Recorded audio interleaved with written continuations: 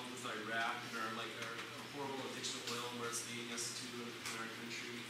And then the next one is Dorothy. But I was listening. This is when Susan Sheehan, if you remember her, was camping outside of Texas, to protest her son dying in Iraq, and the Bush administration wasn't responding. But also thinking Judy Garland's like the female Elvis. Like she didn't write any of her own music, but she's a great entertainer. Bob Dylan's favorite one, because she was able to infuse life into her lyrics and make them come alive in a really transcendent his move. I started doing Judy Garland things, thinking about like how many older gay men love her and how younger gay men are terrified of her and what that's about. But like being a part of, like those researchers that become part of the cult that they're researching kind of became part of her cult. I don't know if you guys know that Stonewall was inspired by Judy Garland's death. It happened that same weekend. All the people in the bar were so upset that Judy died that they weren't going to take it anymore. So, I mean, in many ways, she changed culture too. And even though she's a tragic character, supposedly, she kept having comebacks after comebacks after comebacks. And she actually was very popular her whole life. I mean, she lasted way longer than Britney Spears. So, and then she's looking at King Kong, and the next one. And this happened when Katrina happened in New Orleans. It was also one of my first posters as a kid growing up. I always wanted to do a King Kong painting. But I was listening to Air America, being really pissed off about our reaction to what happened in New Orleans and painting was painting. Anyway, and then the next slide. Maybe I should do a dash, or maybe you're closer. Okay, well, the Peanuts painting, a friend of ours died. Andrew's best friend died. She had the flu and she went to the hospital and she died in 3 days because she had AIDS and she didn't know it. Like, this still happens. Like, be safe, you guys. But she just never got checked out because she wasn't that demographic. And so she gave me this book, and I love the Peanuts and everything. If you're going to sit here, oh, okay. Take a shot at it. Okay, cool. And so we were really impressed again. And I did this next series. This was in Belgium. Okay, and I'm looking at the old masters. I'm like, oh my gosh, as much as I like the expressionistic zeal, like the old masters are kind of doing that. If you look at micromanaged moments of Caravaggio or Rembrandt, like in those little, like every square inch has like really great formal arguments that are happening. That obviously Cézanne is bringing out. That is obviously expanded upon by Picasso and Braque. Obviously expanded upon by the Avex artists. But what if you could have your cake and eat it too and make expressionistic like work, but harness onto content-rich, images that maybe are able to transcend the image itself, and go into another space. Like I think for me, a lot's happening in her hair that I'm enjoying, and I'm thinking about Judy. Like a method actor, when I paint Judy Garland, I would get all my Judy stuff out and listen to all the albums and watch the movies and read the biographies and get really depressed. It's really hard to paint her. But, I want to do my research and get in the mood. Same thing with Elvis. And I just want to try to make, paintings that worked on that sort of visceral level, but allow myself that sort of freedom of movement.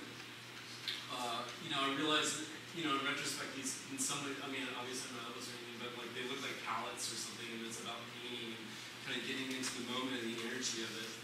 And I just thought that Elvis was doing something new, that, rock and roll changed our culture. Same thing with James Dean, as I mentioned. This is John Lennon singing Imagine. And he was like, the Beatles I felt were really a postmodern band because they were always speaking through the vehicle of somebody else. It wasn't them, it was Eleanor Rigby. It wasn't the Beatles, it was Sgt. Pepper's Lonely Hearts Club Band. So they're always playing through these avatars. And yet, when John Lennon breaks away from the Beatles, he becomes like a modernist again because he's speaking about himself. I think Yoko obviously inspired him. It's not about somebody else anymore. It's about John and Yoko. It's about his personal life. And hopefully it's rich enough that other people can get something from it too. And when he's singing Imagine, it's like a totally politically astute song. And this was one of his last performances that was recorded. And he's singing to all these incredibly wealthy people, but he's doing it in this sort of David Bowie glam rock way. And his band's wearing this mask on the side of the back of their head. And so he's kind of FUing like all these wealthy people in the audience singing this like really politically dynamic song that was incredibly popular even now for people. And so it was neat for me to be able to see these people who are able to break through, the system, follow their own lead and muse, make the world a better place through their artistry that reached a lot of people, and made the world a better place. This is Gregory Peck, who always chose like, heroic roles,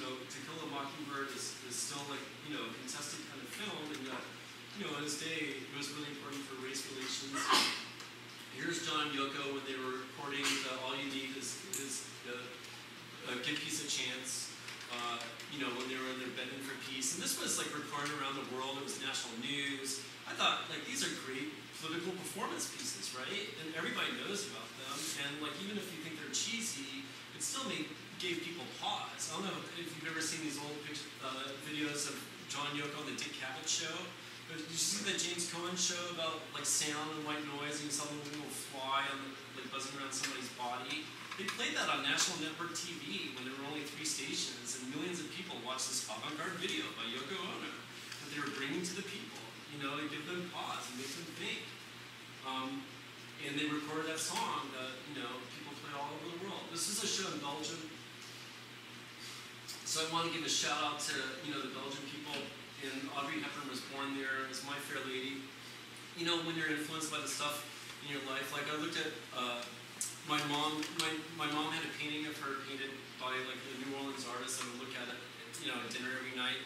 And this painting reminded me of that painting and my mom, kind of. And like Audrey Hepburn was like a special person. Like in My Fair Lady, obviously it's a Pygmalion scenario which has misogyny attached to it, and yet she comes into her own. She's really powerful. Audrey Hepburn, as an actress, like gave to kids, worked for charity, worked for the UN, was always like speaking for her causes, and was a really great dynamic actress. This was, obviously I'm thinking about Warhol. I think Warhol honestly had Asperger's. Like what we know about Asperger's, like mildly autistic people or not touchy-feely people, which is sort of Warhol. Because he never liked anybody touching him, and like he always spoke through the buffers of those like photos and stuff, and like. Warhol obviously was a genius and he changed things, and it was important for the time. But, like, what if I feel like you could marry like the ideology of Rembrandt and emotion and feeling and synesthetics into like iconographic worlds that actually have political content that are culturally related to? Like the problem with Warhol, I feel, is like he sort of flattened everything out. Obviously, he had a great hand. Like those works are really aesthetic and they look cool. And if they aren't that warm, you don't want to necessarily run your fingers through them, but you do with Rembrandt. But Rembrandt's like old. So anyway, that was Jackie O, and I think it's kind of interesting that Ted Kennedy died, and obviously Warhol used this for his imagery. But I want to paint mourning for my real friend. Not being able to be John and Yoko, not paint my real life necessarily again, but like using the avatars maybe of these people to think about what we were going through, but maybe the death of like a political ideology before Obama. When Obama didn't seem possible, of like people believed in something fervently and fought for their beliefs. Laurence Olivier as Henry V, again, great Henry V character. Laurence Olivier, out gay actor, changed acting in Britain, really important culturally speaking. Again, my love for JFK. Thinking about Jasper Johns too, but Jasper Johns is a little Aspergery too. He's not really touchy-feely. He's not about emotion. Maybe that's what makes him great.